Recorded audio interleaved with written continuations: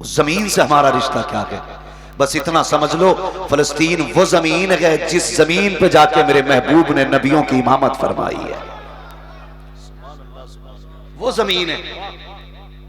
मस्जिद अक्सा वो मकान है जहां से महबूब अर्शों की सैर के लिए तशरीफ लेकर के गए। इसका तज़किरा हमारे कुरान में है और इसका इश्क हमारे सीनों में रहना चाहिए। सारे लोग इश्क करते हैं ना, फलस्तीन से मोहब्बत है ना सबको? बोलें जरा कितनों को है? सबको है ना? मगर एक बात बताओ, जिनके घर के अंदर लाश पड़ी हो वो डांस नहीं किया करते। जिनके घर के अंदर ऐसी लाशें हो कि जिन लाशों पे सर सलामत ना हो, वो अपने शहरों के दिन अय्याशियां और बदमाशियां नहीं किया करते। जिनके घरों के अंदर बेटियों के सरों के दुपट्टे बच्चों के कफन बन गए हों, वो अपने घर की शादियों के अंदर बेटियों के दुपट्टे और उनके ठुमकों पर रक्स नहीं किया करते। अगर तुम्हें दर्द है ना अक्सा से, अहद करो आज के बाद किसी शादी के अंदर हमारे डीजे नहीं बजेंगे, कई गाने नहीं बजेंगे। और तुम्हें खुदा का वास्ता, तुम आज भी अपने ऐश में डूबे हो, अपने ऐशो इशरत में डूबे हुए हो। मैं कभी सोचता हूं, कभी ख्याल आता, जब दुआ के लिए हाथ उठते हैं ना, मुझे बगदाद वाला गौस याद आता है। एक दिन मैं सोचने लगा, यही बगदाद वाला जब घर से पढ़ने के लिए गया, सरकारे गौस पाक फरमाते हैं बड़ी भूख लगी थी। इतनी भूख थी कि मैं खुद निकल गया दरिया के किनारे, ताकि मुझे जो लोग सब्जी धोने के लिए किनारे पे आते हैं उनकी फेंकी हुई कुछ सब्जी मिल जाए। कहते मैं गया, मैंने देखा मुझसे पहले कुछ भूखे लोग वहां पर थे। कहते बस मैंने उनको देखा और पलट आया। कहीं ऐसा ना हो कि जिस चीज की तलाश में ये आए हैं उसी की तलाश में मैं आया हूं और वो चीज मुझे मिल जाए, इनमें से कोई मेरी वजह से भूखा रह जाए, इनमें से मेरी वजह से कोई भूखा रह जाए। ये सरकार गौसे पाक का किरदार। और हमारी कौम अभी तक करामतों के ढोल बजा रही है। याद रखिए, करामतें सुन के कोई वली नहीं बना। अगर वली बनोगे तो उनके अखलाक और उनके किरदार को पढ़ने के बाद अल्लाह तुम्हें विलायत अता फरमाएगा। कितने लोगों की कोशिश रहती है हमारे अखलाक और हमारा किरदार बगदाद वाले की तरह। बहुत गौर से सुनिएगा, गौसे पाक ने भूख के आलम में नदी पे से वापस लौट आए ताकि इनमें से कोई बंदा भूखा ना रहे। आज कितनी बेटियों को इसलिए जिंदगी पर सताया जाता है कि तेरे बाप ने खाना ढंग का नहीं दिया था। कितनी बेटियों को पूरी जिंदगी ये ताना दिया जाता है, तेरे बाप के पास तो लुकमे तक नहीं थे देने के लिए। खुदारा आप भी साबिर बनो, किसी पे ज्यादती ना करो। जिंदगी इतनी आसान कर दो कि गरीब सर ना पटके, बल्कि फख्र से कहे खुदा का शुक्र है उसने मदीने वाले की उम्मत में पैदा फरमाया। ऐसे अखलाक पैदा कीजिए। आज सारे लोग 11वीं का लंगर खाने वाले लोग हैं। ऐसा तो कोई नहीं जो लंगर ना खाता। अल्लाह ताला उम्र खिज़र अता फरमाए। बहुत कमी है। एक दिक्कत ये भी हुई है महबूब भाई, जब से हमारे मदरसों से ना तसव्वुफ की किताबें निकाली गई, तब से सूफियत का मानी बदल गया। अल्लाह ताला हम सबों की रूह को इश्क़ मुस्तफ़ा से सवरने और सजने की तौफीक अता फरमाए। एक बात हम कहा करते हैं, उजाले अपनी यादों के हमारे साथ रहने दो, न जाने किस गली में जिंदगी की शाम हो जाए। हम करामतों से ज्यादा जरूरी है बुजुर्गाने दीन के हालात जिंदगी के बारे में सोचा करें, उनके बारे में गौर व फिक्र किया करें। अब तो ऐसे भी लोग पैदा हो गए गौसे पाक की करामत से भी तौबा कराई जा रही। अल्लाह खैर फरमाए, ये कौम कहां जाके रुकेगी। हालात बहुत ज्यादा इस वक्त संगीन है। अल्लाह ताला इस उम्मत पे रहम फरमाए। मेरी बात गौर से सुनिएगा, थोड़ी देर गुफ्तगू करूंगा, बहुत ज्यादा आपका वक्त नहीं लूंगा, वरना तो सच तो ये था गाज़ी मिल्लत की गुफ्तगू के बाद अब किसी गुफ्तगू की जरूरत बाकी नहीं रह गई थी। अगर इसी गुफ्तगू पे अमल कर लिया जाता, इंशाअल्लाह आज की महफिल में आना हमारा कामयाब हो जाता।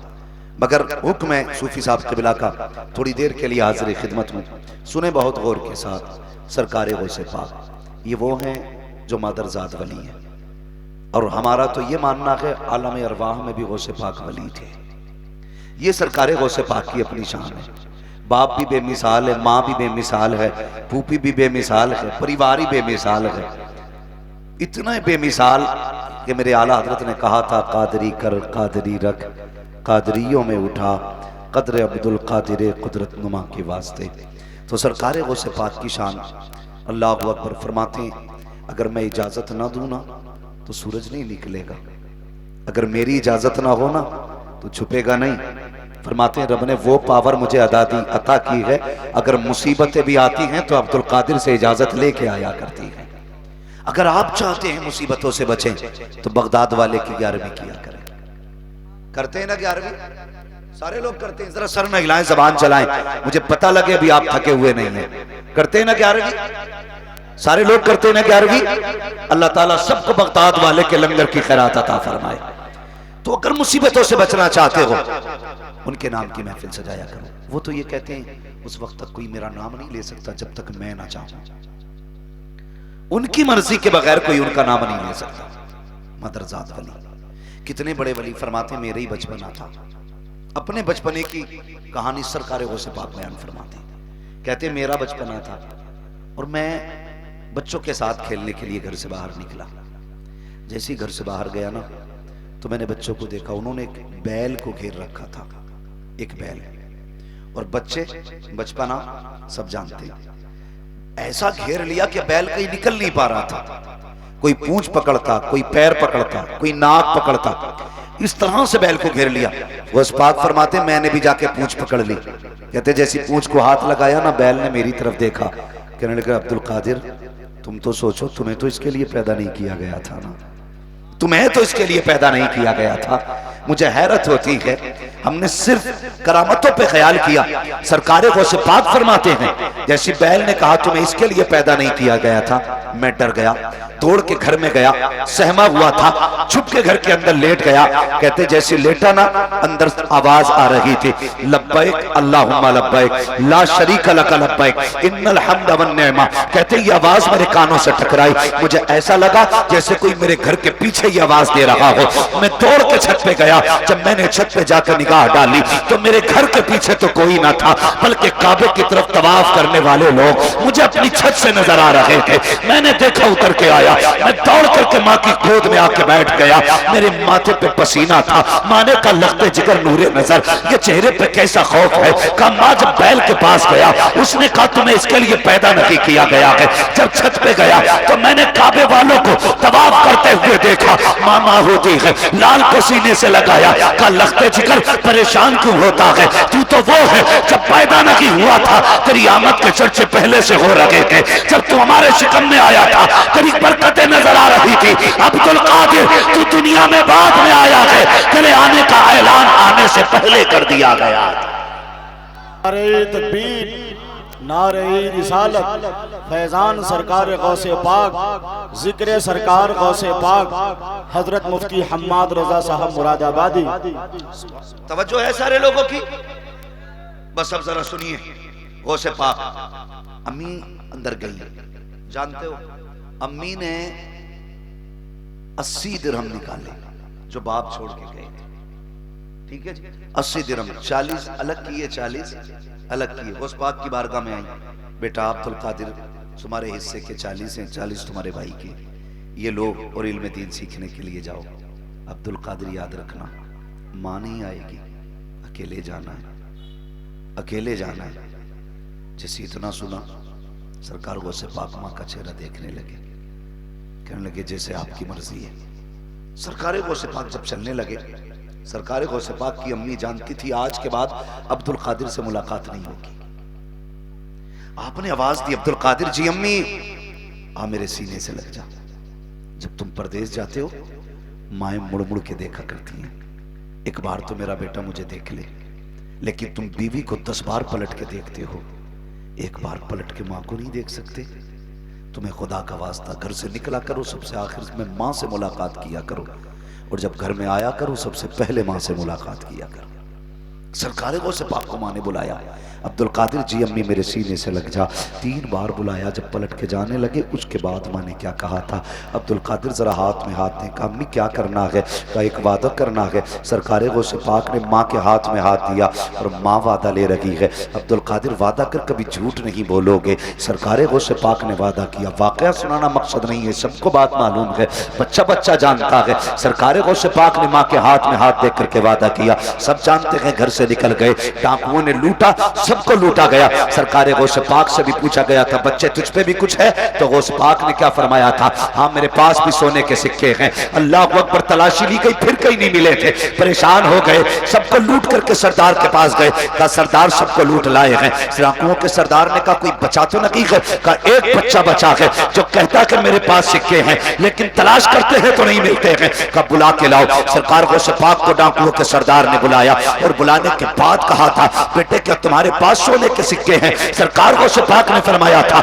हाँ मेरे पास 40 सिक्के हैं। कहा किधर है? आपने अपनी सदरी खोली और लिखी वो सिलाई दिखाई, कहा मेरी माँ ने ये सिलाई लगा दी है। जब सिलाई को तोड़ा गया सिक्के जमीन पे खन खन करके गिरे। उस डाकुओं के सरदार ने कहा था ए बेटे अगर झूठ बोल देते तो ये सिक्के बच जाते, तुमने झूठ क्यों नहीं बोला? मेरे बड़े पीर ने कहा था जब मैं घर से चला था मेरी माँ ने हाथ में हाथ लेके कहा था अब्दुल कादिर झूठ न बोलना। अल्लाह अकबर, आज मैं तुमसे पूछना चाहता हूँ जब तुम घर से निकला करते हो, ईशा का बाद हो या मगरिब का बाद, माँ कहती है बेटे कहाँ जा रहे हो? कहते हो बस अभी आ रहा हूँ। कभी 12 बज जाते हैं, कभी 1 बज जाता है, माँ से झूठ बोल के घर से निकलते हो, तुम्हें गैरत क्यों नहीं आती है? मगरिब के बाद घर से जाते हो और कहते हो बस अभी आया। यार तू तो यारों के साथ बैठ करके चौराहे पे चाय पी रहा है, तुझे पता है तू यारों के साथ होटल पे खाना खा रहा है। जिस माँ से कह के आया था अभी आऊंगा पलट करके, उस माँ ने तेरी वजह से खाना नहीं खाया है, उस माँ ने तेरी वजह से अभी तक एक लुकमा हलक से नहीं उतारा है, और तुम माँ से वादे करके झूठ बोला करते हो। हया आनी चाहिए, गैरत आनी चाहिए। माँ से कभी झूठे वादे ना किया करो, जो माँ के कहा करो वही करके दिखाया करो। माँ कहती है कब आना है? बस अभी आया। और कहते हो माँ बेवकूफ है, नादान माँ बेवकूफ नहीं होती है, ये तो इतनी चालाक है, जब तू बोल नहीं सकता था तेरे रोने से तेरी भूख पहचान लेती थी, जब तेरी जबान पे जुमले नहीं आते थे तेरे आंसुओं से दर्द का अंदाजा लगा लेती थी। तुझे माँ बेवकूफ लगती है, खुदा की कसम ये बेवकूफ नहीं हो सकती है, इसने तेरी नब्ज पकड़ के बता दिया था।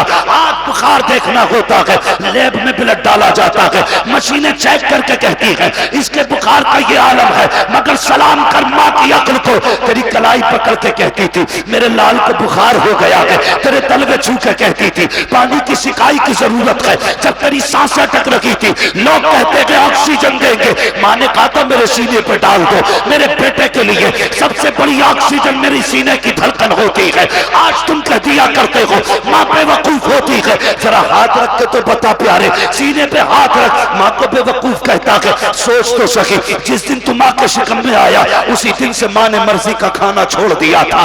जब वो खाती थी उसे पलटी होती थी, कहा नहीं नहीं कुछ नहीं खाना है, मेरा बच्चा सलामत रखे। तूने 6 माह माँ के शिकम में गुजारे, माँ ने उल्टा लेटना बंद कर दिया। और यार तुम बाजार जाया करते हो, 5 किलो का थैला लेकर के आते हो, तुम्हारे बाजू थक जाया करते हैं, इधर थैला उधर जूता, बीवी से कहते हो ला जल्दी से पानी। मुझे बता तो सकी तू 5 किलो का थैला 2 घंटे टांग लेता है, तेरे बाजू दर्द करते हैं, उस माँ को क्या कहेगा जिसने 9 महीने तक तेरा बोझ अपने पेट में संभाल के रखा, लेकिन कभी तुझे फेंका नहीं था, अपनी मर्जी का खाना छोड़ बैठी ताकि बच्चा सलामत रखे, उल्टी लेट नहीं सकती थी ताकि बच्चा सलामत रखे। एक दिन दर्द से हुआ, बच्चे की विलादत का दर्द हुआ, लोगों ने कहा बच्चे की पैदाइश होने वाली है, उठाया हॉस्पिटल लेकर के गए, डॉक्टरों ने कहा इसकी नॉर्मल डिलीवरी नहीं हो सकती है, इसका पेट काटा जाएगा। ये अभी माँ को नहीं पता बातें क्या हो रही है, दूर खड़े होकर के लोग बातें कर रहे थे और कह रहे थे पेट काटा जाना है। अल्लाह अकबर, जब माँ के कानों तक ये आवाज आती है बता तो सकी या तो बच्चा बचेगा या औरत बचेगी, तुझे किसको बचाना है? तो उस वक्त माँ कहती है मैं रहूं ना रहूं मेरे लाल को बचा लेना, मेरे बच्चों को बचा लेना। ये माँ हुआ करती है, खुदा की कसम तुम बीवी के सामने माँ को 100 रुपए देते हुए डरते हो कहीं बीवी का लहजा ना बदल जाए, कहीं उसको गुस्सा ना आ जाए। तुम बीवी के डर से माँ को एक वक्त की दवा नहीं ला के देते। जरा पूछ तो सही माँ से, जब डॉक्टर ने कहा था तेरा बेटा बचेगा नहीं, अगर ऑपरेशन नहीं किया गया तो ये मर जाएगा, माँ ने कहा ठीक है तैयार हूं, मेरा ऑपरेशन किया जाए। यहां तक तो खैर थी। उसके बाद एक फार्म लाया जाता है, का इस पे अंगूठा लगाना है। माँ थी सादा थी, उसने कहा इसमें क्या लिखा है? कौन पूरा फार्म पढ़ के बताता? डॉक्टर ने कहा इसमें लिखा है अगर ऑपरेशन के दरमियान तू मर गई तो हमारी गारंटी नहीं है। खुदा की कसम, जब वो फार्म लाया जाता है हर रिश्तेदार की आंख में आंसू है, सारे भाई रो रहे हैं, सारी बहनें रो रही है, माँ भी रो रही है खातून की, लेकिन माँ नहीं रोती है, उसे बच्चे की पैदाइश की खुशी होती है। अपनी जान का सौदा किया, वो तुझे क्या लगता है तू यूं ही दुनिया में आया है? माँ ने पेट की 7 खाले कटवाई है तब तुझे जिंदगी मिली है। अगर एहसान अदा करना है इतना कर लेना, जो भी माँ कहे कभी उसको टाला नहीं करना। ये माँ होती है। तुम वादे करके भूल जाते हो माँ से। तुम्हें गैरत आनी चाहिए, हमें शर्म आनी चाहिए। और उसके बावजूद भी हजरत जी, लो नौजवानों, बूढ़े से लेके जवान तक, ऊपर से लेके नीचे तक चैलेंज है मेरा। जो तजर्बा कर चुके हैं और जो नहीं किए हैं वो तजर्बा कर लेना। मेरी बात याद रखो, अगर तू खाने के वक्त घर पे ना आए तो तेरे आने तक खाने पे इंतजार सिर्फ मां कर सकती है, सिर्फ मां कर सकती है। जिस दिन मां सफेद कफन में लिपट के चली गई ना, किसी को दस्तरखान पे तेरा इंतजार नहीं होगा, कोई तेरी राह नहीं तकेगा, कोई नहीं पूछेगा कहां है। बीवी कहेगी होशियार है, शौहर जब आएगा किचन से निकाल के खा लेगा। लेकिन मां है, जब उसे बच्चे कहते हैं मां खा ले, का नहीं अभी तेरा भाई नहीं आया है, जब तक वो नहीं आ जाता मेरे हलक से लुकमा नहीं उतरने वाला। मां होती है। आज हम झूठ बोलते हैं मां से, धोखा करते मां के साथ। खुदा का वास्ता मां की इज्जत किया करो, मां की कदर किया करो। दुनिया में इस जात जैसी कोई जात नहीं मिलने वाली है, नहीं मिलने वाली है। पीर कितना भी बड़ा पीर क्यों ना हो, चाहे वो गौसे आजम क्यों ना हो, मां मां होती है। हाँ, मां मां हुआ करती है। इज्जत किया करो मां की।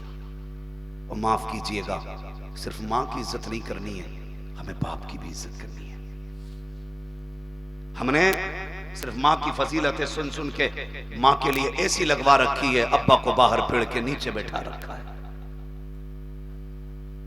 मुझे बताइए, खुद सोचो, मां के कदमों के नीचे बोले।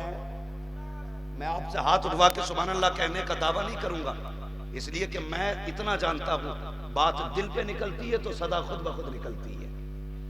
अगर बात दिल पे ना लगे तो हाथ उठवाने से कोई नतीजा नहीं। ये बातें दिल पे लिख के लेके जाना। मां के कदमों के नीचे बाप जन्नत का दरवाजा। हम सिर्फ अम्मी की खिदमत करते हैं और अब्बा पड़ा है पेड़ के नीचे। हाँ, एक बात याद रखना, पूछो इन उलमा इकराम से, मुफ्तियान इकराम से, ये बताएंगे अगर शोहर के कपड़ों पे धब्बा लग जाए और औरत उस धब्बे को झाड़ दे, अल्लाह उसे 70 नेकी अता फरमाया करता है। ये मतलब तेरी माँ की जन्नत तेरे बाप के कदमों के नीचे, तेरी जन्नत तेरी माँ के कदमों के नीचे, लेकिन उसकी जन्नत तेरे बाप की रजा में है। सोच, जिसकी रजा में तेरी जन्नत की जन्नत है, फिर उस जात का अपना आलम क्या हो। करते हैं इज्जत, बड़े सख्त लहजे होते हैं हमारे, बड़े सख्त लहजे होते हैं। खुदा इज्जत किया करेगा। बीवियों के कहने में आकर के माँ बाप को धक्का ना देना, माँ बाप को घर से न निकालना। सरकार गौसे पाक ने माँ से वादा किया, डाकू से कहने लगे सुन, मैंने माँ से वादा किया था, माँ से वादा किया था। माँ के वादे के लिए 40 क्या, मैं 40,000 सिक्के बर्बाद कुर्बान कर सकता हूँ। चीख निकल गई। उसने कहा अफसोस अब्दुल कादिर, तुझे माँ का वादा याद है और हमने रब से किया हुआ वादा भुला दिया है। चल ऐसा कर, मुझे कल तौबा करा के अपनी गुलामी में ले। जानते हो जब इतनी बात कही ना, तो जो बाकी के साथी थे ना, डाकू के चेले, उसने कहा जब चोरी साथ की है ना तो फिर जन्नत में भी साथ ही जाना है, फिर जन्नत में भी साथ जाना है। ये सरकारे गौसे पाक का किरदार है, ये सरकारे गौसे पाक का किरदार है। एक हमारा किरदार देखो, हमें तो जहां से मिल जाए बस लूट खसोट से फुर्सत नहीं। मदद किया करो किसी की, दिलों में जगह रखो। गुंजाइश नहीं हमारे पास, कोई गुंजाइश नहीं, इतनी तंगी हो गई है ना दिल में, अल्लाह माफ करे। बस सरकारे गौसे पाक रज़ी अल्लाह ताला एक दिन जा रहे थे घूमते हुए, तो दरिया पार करना था आपको, कश्ती की तरफ बढ़े तो आपने देखा ना कश्ती वाला किसी बंदे को धक्का दे रहा था। धक्का आप भी पहुंच गए, फरमाने लगे क्या बात है? तो जिसको धक्का दिया था ना उसने कहा जनाब मैं गरीब हूं, वो मेरे पास देने के लिए किराया नहीं था, इसलिए इसने मुझे धक्का दे दिया। गौसे पाक ने अपने शागिर्द से हुक्म फरमाया जाके मेरी दरसगाह से सोने के सिक्कों की थैली उठा के ला, सोने के सिक्कों की थैली, और आपने कश्ती वाले के हवाले करके कहा था ले संभाल के रख, आज के बाद अगर कोई गरीब आए ना और उस पर किराए का पैसा ना हो ना तो उसे अब्दुल कादिर के पैसे से कश्ती पार करा दिया दरिया, उसे अब्दुल कादिर के किराए से दरिया पार कराना। आज कितना करते हो, आज कितना करते हैं? सगा भाई हॉस्पिटल में हो और भतीजी दरवाजे पे बिलक रही हो तो चचा कहता थोड़ी देर पहले कहती तो मदद करता। इस दौलत की भूख ने रिश्ते तोड़ दिए हमारे अपने अपने नहीं रहे। आज पैसा सब कुछ है मेरे भाई, पैसा जेब तक रहना चाहिए, रिश्ते दिल में रहने चाहिए, वरना पैसा तो होगा कोई अपना नहीं होगा, पैसा तो होगा कोई अपना नहीं होगा।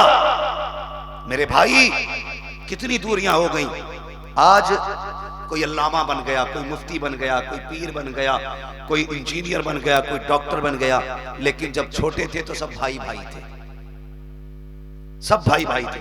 और कैसे रिश्ते थे बचपन में?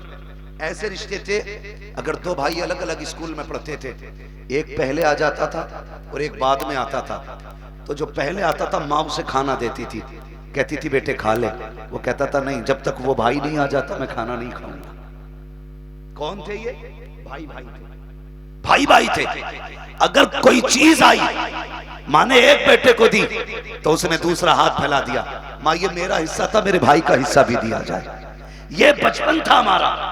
अगर किसी ने बचपन में हमारे तमाचा मार दिया तो भले दूसरा भाई छोटा क्यों ना हो हमारे लिए लड़ जाता था।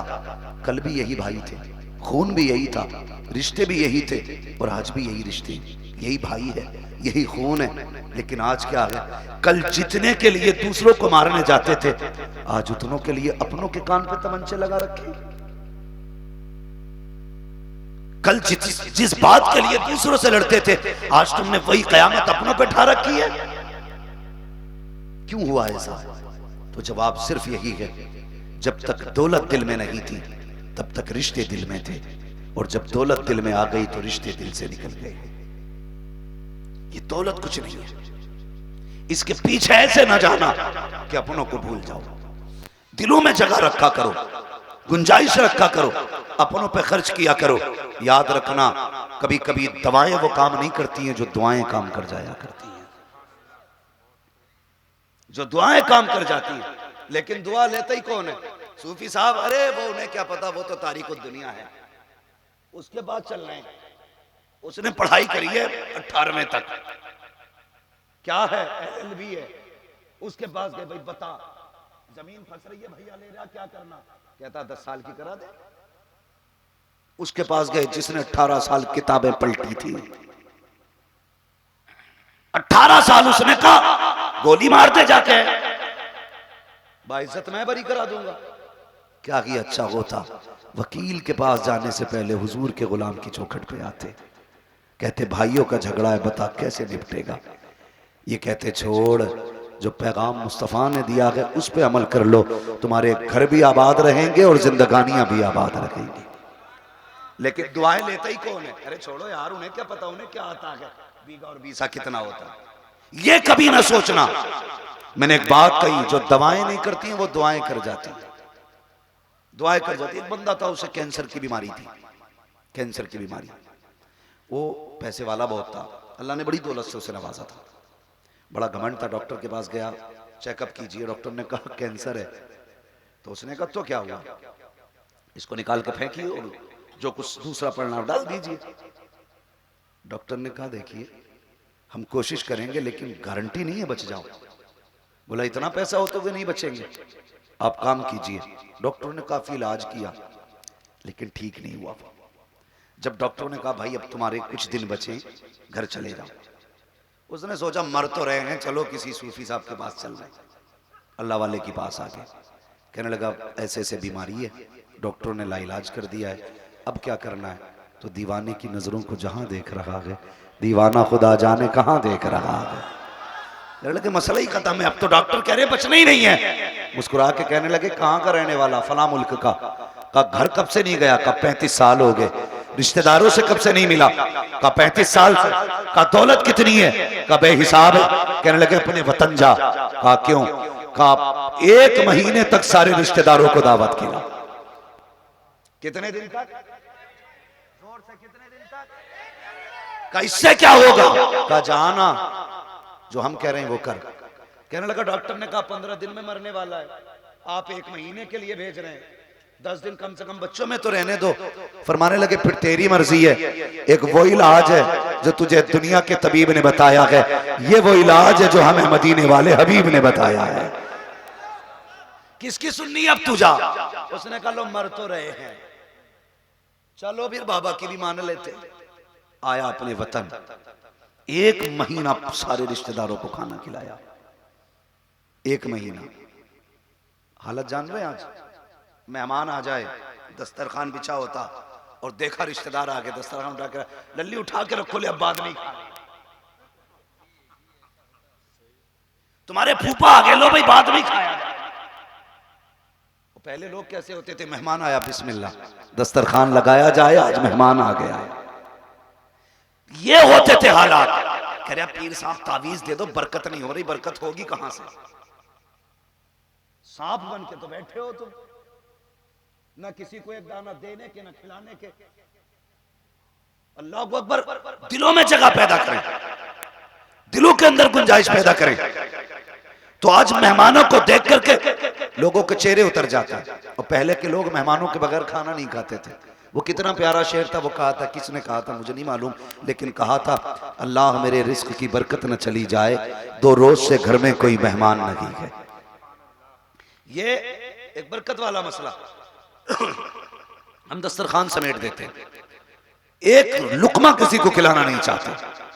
और कुछ जरा मेहरबानी करें, ये भी हिसाब लगाते रहते कौन बीमार हो रहा है, फिर 4-5 दिन डट के उसकी जरा तीमारदारी की जाए। मिजाज फुर्सी के लिए जाते हैं और खाना खा के आते हैं, खाना खा के आते हैं। हमारी बस्ती की बात है, बड़ी मशहूर बात है। जमींदार थे, हमारे अपने गांव की बात है। तो उनका एक बैल था, बैल तो 2 थे, एक बैल लाइट के करंट से मर गया, किसी वजह से एक बैल मर गया। तो लोग उनकी खैर खबर के लिए आ रहे, बैल की, बैल बैल बैल बैल, जो भी आता यही पूछता कुछ दिन के बाद के क्या हुआ था बैल को। बोले कौन से बैल को, बोले पहला वाला बैल। उससे मैं एक दिन कहने लगे पहले को सब पूछ रहे हो, दूसरा भी पूछो उसका क्या हुआ है। बोले उसका क्या हुआ, बोले पहला मर गया था, दूसरे को तुम खा गए। अगर किसी की मिजाज फुर्सी के लिए जाया करो ना, तो रोटी खाने में जाए, अपने घर से खा पी के जाया करो। इसे ही कहते हैं मरे हुए पे दौलाते सवार करना। जब कहीं चाय नहीं मिलती, चलो भाई प्रधान बीमार है, उधर चाय मिलेगी, तो चाय नहीं प्रधान का खून पी रहे हो। भाई मैंने एक बात कही, दिलों में वसअत पैदा करें, खिलाने के आदी बने। उसने कहा जाइए अपने इलाके में। वो अपने मुल्क आया, 1.5 महीने लोगों को खिलाया, उसके बाद वापस गया, बाबा को खिलाया। कहने लगे चेकअप करा के आ। जब चेकअप कराया तो कैंसर का नामो निशान तक बाकी नहीं था। वो कहने लगा, डॉक्टर ने कहा यह कैसे हो सकता है। उसने झूम के कहा था, कौन देता है देने को मुंह चाहिए, देने वाला है सच्चा हमारा नबी, जिनके तलवों का धोबन है आबे हयात, है वो जाने मसीहा हमारा। नारे तकबीर, नारे रिसालत। हजरत मुफ्ती हम्माद रजा साहब किबला फैजुर रसूल कॉन्फ्रेंस फैजान सरकार गौसे पाक। करेंगे इंशाल्लाह ये दो काम। अभी तक दो मैसेज हो चुके मेरे। एक माँ बाप का एहतराम हो गया, करेंगे इंशाल्लाह। बोलो सारे, जो माँ की इज्जत नहीं करता वो कादरी नहीं हो सकता है। सुन लो, खाली नारे लगाने से काम नहीं बनेगा, अमल में भी हमें मजबूत होना पड़ेगा। माँ की इज्जत करेंगे इंशाल्लाह, बाप की भी। अब्बा का नाम भी लिखेंगे दुकान के ऊपर। अरे लिखोगे कि नहीं? अब्बा का भी लिखना है, ये मेरे माँ बाप की दुआ, ये लिखना है। तीसरी बात मैंने क्या कही है? मैंने कहा है कि अपने रिस्क में दूसरों का हिस्सा रखा करो। करेंगे भी इंशाल्लाह। अब तीसरी बात कर, चौथी बात कर लूं, सुनेंगे? सुने। कुछ पीर निकले हुजूर, अल्लाह सलामत रखे। मैं तो कहता हूं अगर मुरीद होना तो इमामों के मुरीद होना शुरू कर दो। कम से कम ये नमाज तो बाजमात पढ़ते, ये सच्ची बात है। इमामों से मुरीद हुआ करो, ये पक्के नमाजी होते हैं। एक पीर निकला, वो कह रहा मेरा मुरीद है तो फिर नमाज की जरूरत ही नहीं, माज़अल्लाह। एक पीर है मुरादाबाद में, उसने कहा मालूम क्या कहा? उसने ऐलान किया, उसने कहा कि नमाज मुर्दों की पढ़ी जाती है, माज़अल्लाह, अल्लाह तो जिंदा है। एक फिरका ऐसा है, ये सारे सुन्नियों के बीच से निकलने वाले फिरके, पीरा मुरीदी वाले फिरके। वो फिरका ये कहता है कि जब नमाज पढ़ो तो रुकू में यूं मुंह रखा करो, सजदे में भी यूं मुंह रखा करो। उससे पूछा क्यों? कहा कि जब नियत बांधी तो कहा था मुंह मेरा तरफ काबे शरीफ के, कहा ऐसे कर लिया तो मुंह फिर जाएगा, तो वो सजदे में भी ठोड़ी रख रहे हैं। अजीब मसला है, तरबूज से रखते हैं सजदे में लोग, तो ये तबाही है। जानते हो सरकारे गौसे पाक अलहमा कह रहे गौसवती खा तेरा, मर के भी चैन से सोता नहीं मारा तेरा। आपने एक पैर पर खड़े होकर के पूरा कुरान मुकम्मल किया काबे शरीफ में। रब ने फरमाया अब्दुल कादिर मांग, क्या मांगना चाहता है? तो कहा था मालिक जो मैं चाहता हूं वो तू खूब जानता है। कहीं आज तू कह हम देंगे। कहा फिर वादा कर, जो मेरा होगा वो तेरा होगा। वादा ले आज मुझसे, जो मेरा होगा वो तेरा होगा। रब ने फरमाया अब्दुल कादिर वादा रहा, जो तेरा होगा वो मेरा होगा। कहा मालिक ये भी बता, क्या कोई कादरी जहन्नम में जाएगा? कहा अब्दुल कादिर मुझे मेरी इज्जत की कसम है, जो कादरी होगा उस वक्त तक मौत नहीं दूंगा जब तक उसे तौबा की तौफीक अता नहीं कर दी जाए। ये शान है कादरियों की। वो किसकी वजह से? बोलो सारे, बोलो और जोर से। गौसे पाक भाई, मैं मुवाजना नहीं कर सकता और मेरी औकात नहीं, मैं छटंकी भर आदमी, किलो भर का क्या अंदाजा लगाऊंगा। एक बुजुर्ग का मानने वाला, एक आलिम दीन की तकरीर की मुखालफत सोशल मीडिया के जरिए कर रहा है, और वो भी किस चीज की? उनका ये फरमान कदमी हाज़िही अला रक़बती कुल्ली वलिय्यिल्लाह। समझ गए होंगे लोग, नाम लूंगा तो कलेजे फट जाएंगे। याद रखना, यहां भी कादरियों का चर्चा है, वहां भी कादरियों का चर्चा रहेगा। याद रखिएगा, जो वली कब्ल हुए, बाद हुए या होंगे, सब अदब रखते हैं दिल में मेरे मौला तेरा। पीर साहब तो अदब रख रहे हैं और मुरीद देखो। होश में रहना बेटे, सोशल मीडिया तक मेरी आवाज तुझ तक पहुंचेगी, हर जगह उंगली कर लेना, लेकिन कादरियों के मामलात में आके जबान मत खोलना। गौसे पाक फरमाते हैं जो मेरे मुरीद से लड़ता उसकी लड़ाई मुझसे है, और जब उनके कुत्ते का शेर मुकाबला नहीं कर सकते तो बगदाद वाले अब्दुल कादिर का मुकाबला कौन कर सकता है? और कादरियों सब्र किया करो, अपने मामले बगदाद वाले पे छोड़ दिया करो, छोड़ दिया करो, इसलिए कि हमारे मामलात को संभालने के लिए सरकार गौसे पाक है। मुझ पे कितने लोगों ने फतवे लगाए, कितने वीडियो मेरे खिलाफ बनाते, क्या क्या नहीं करते। आज तक मैंने कोई जुमला नहीं कहा। क्यों जानते हो? मैं कोई लावारिस नहीं हूं, मेरा वारिस बगदाद में मौजूद है और मेरे मामलात उनके हवाले रहते हैं। खुदा का शुक्र है, नीचा करने वाले जमीन में घुस गए और उनका फैज है, दिन ब दिन हम आसमानों पे छाते जा रहे हैं। इसलिए अपने मामला सरकार गौसे पाक पे छोड़ना, सरकार गौसे पाक पे। तो वो मैं हालात देखो सरकार गौसे पाक। मैं आपसे गुजारिश करूंगा ऐसे ढोंगे पीरियों से बचना जो ये बात कहते हैं जी हमारे हो गए तो फिर किसी की जरूरत नहीं है। ये शान सरकार गौसे पाक की है, जो कादरी होगा वो जहन्नम में नहीं जाएगा, अल्लाह ताला उसे तौबा की तौफीक देगा। ऐसे बहुत सारे वाक़यात मेरे जहन में हैं, लेकिन वाक़या बताना मकसद नहीं है, बस कुछ पैगाम दे के जाना चाहता हूँ। रात काफ़ी तेज़ी से बढ़ रही है, वक्त गुजरने वाला है, इतनी रात तक आप जागे हुए हैं और बैठे हुए हैं। अल्लाह आपकी नज़रों को सलामत रखे, नस्लों को सलामत रखे। नौजवानों, दो पानी ऐसे होते हैं जो बड़े काम के होते हैं। एक ट्यूबवेल का पानी होता है जो फसलें संवार देता है, एक रात को मुसल्ले पे गिरने वाला आंसुओं का पानी होता है जो नस्लें संवार देता है। ये दोनों पानी बड़े कीमती, एक पानी जो फसलें संवारता है, एक पानी जो नस्लें संवारता है। इन दोनों पानियों को मजबूती से थामना सरकार गौसे पाक। शेख सादी शिराजी रहमतुल्लाह तआला अलैह फरमाते हैं कि काबे शरीफ के तवाफ में लोग मसरूफ थे, कोई अपने लिए कुछ मांग रहा था, कोई कुछ मांग रहा था। कहा उसी भीड़ में एक ऐसा शख्स भी था जो रो रो के अपने गुनाहों की माफी मांग रहा था और इस दर्द से रो रहा था कि लोग अपनी दुआएं करना भूल गए और सब उसकी तरफ मुतवज्जे हुए। सबने कहा मालिक ये इतना गुनाहगार है तो इसे बख्श दे। इसका लहजा बता रहा है ये बड़ा गुनाहगार है, ए अल्लाह इतने दर्द से रो रहा है, मालिक इसे बख्श दे। शेख सादी शिराजी फरमाते हैं जब वो रोने वाला उठ के जाने लगा और चेहरे से कपड़ा सरका ना, तो कोई जानी या शराबी या पापी ना था। फरमाते वो अब्दुल कादिर जिलानी गौसुल आज़म थे जो काबे के अंदर इस दर्द से रो रहे थे। अब मुझे पता तो सही, अजान होती रहती है, तुम कान में उंगली डाले सोते रहते हो, तुम्हें रब की याद क्यों नहीं आती है? क्या तुम्हें अपने गुनाहों का ख्याल नहीं आता?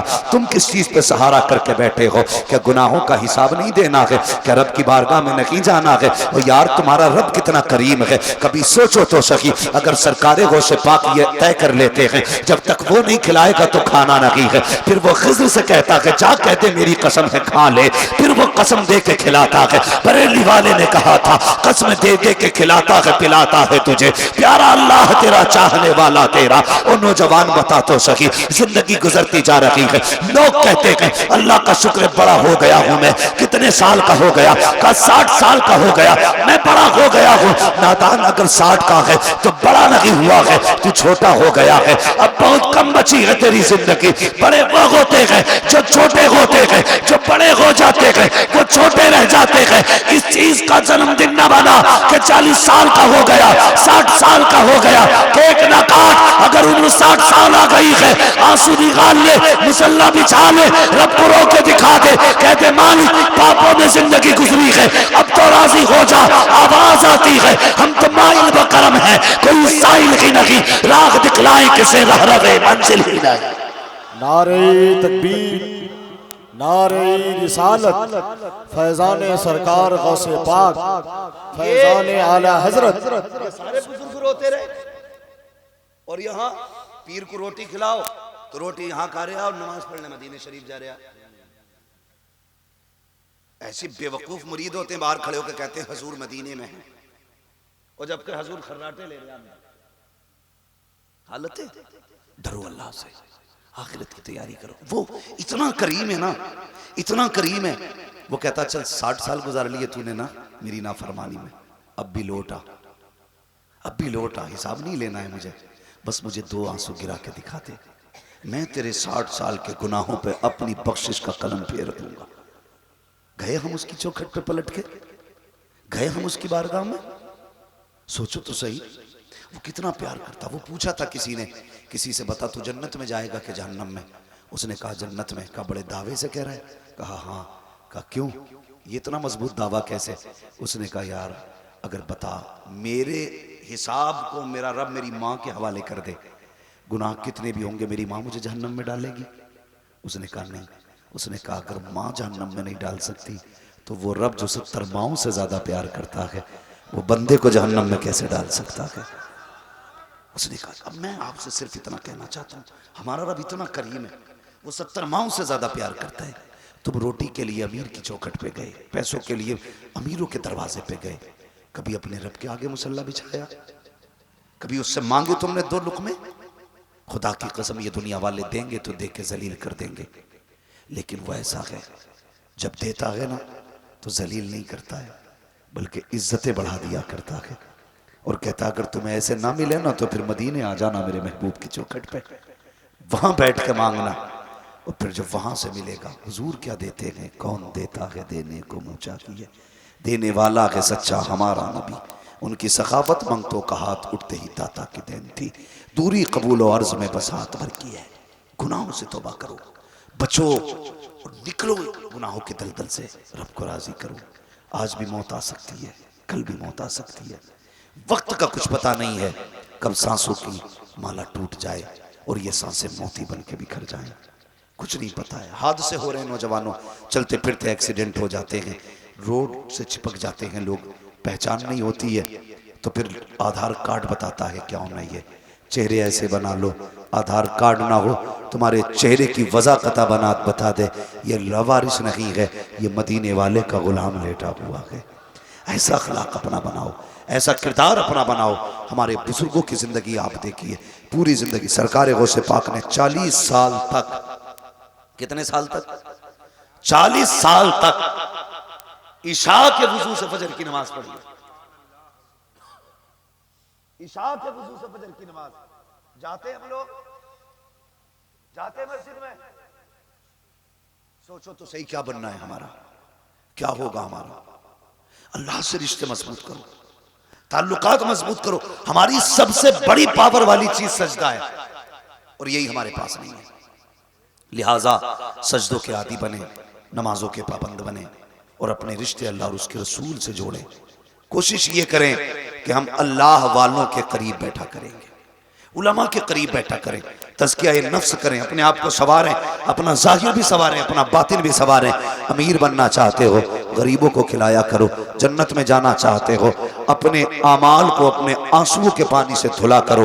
कभी रात को उठ के रब को आवाज़ दिया करो, कभी दिन में मुसल्ले बिछा लिया करो, कभी आवाज़ दे के अपने रब की रहमतों के दरवाज़ों को दस्तक दिया करो। खुदा की कसम, अगर वो राज़ी हो जाएगा तुम्हारी दुनिया भी कामयाब हो जाएगी, आखिरत भी कामयाब हो जाएगी। ये चौथा मेरा मैसेज था कि इंशाअल्लाहुल अज़ीज़ हमें अपने गुनाहों का मुहासबा भी करना है, अपने गुनाहों से तौबा करनी है, अल्लाह और उसकी रसूल की रजा के लिए जिंदगी गुजारनी है। भले ही हम फाके से रह जाएं लेकिन अल्लाह की मखलूक को परेशान नहीं करेंगे। बोले इंशाअल्लाह।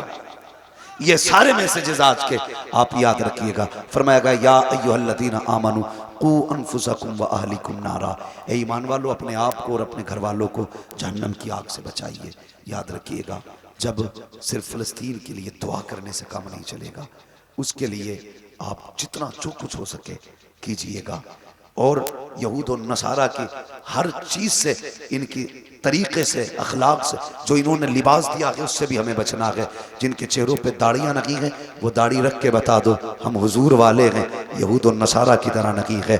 कुर्ते पजामे पहनना शुरू कर दो और ऐलान कर दो हमें यहूदियों वाला लिबास नहीं चाहिए, हमें मदीने वाले मुस्तफ़ा वाला लिबास चाहिए। ये हर तरीके से हमें इनसे नफरत करनी है, हर तरीके से हमें इनसे बचना है। ऐ ईमान वालों अपने आप को और अपने घर वालों को जहन्नम की आग से बचाओ। सारी बातें मेरी जहन में रखिएगा। माँ बाप की इज्जत करनी है और किसी का हक नहीं खाना है और गुनाहों से तौबा करनी है, अपने रिस्क में दूसरों का हिस्सा रखना है। ये सारा अमल बगदाद वाले गौसुल आज़म का है। और 11वीं का दिन आए उनके नाम पे लंगर कीजिएगा और सबको ये बताइएगा कि सरकार गौसे पाक के जो दामन से वाबस्ता हो जाता है वो यहाँ भी बेफिक्र हो जाता है, वहाँ भी बेफिक्र हो जाता है।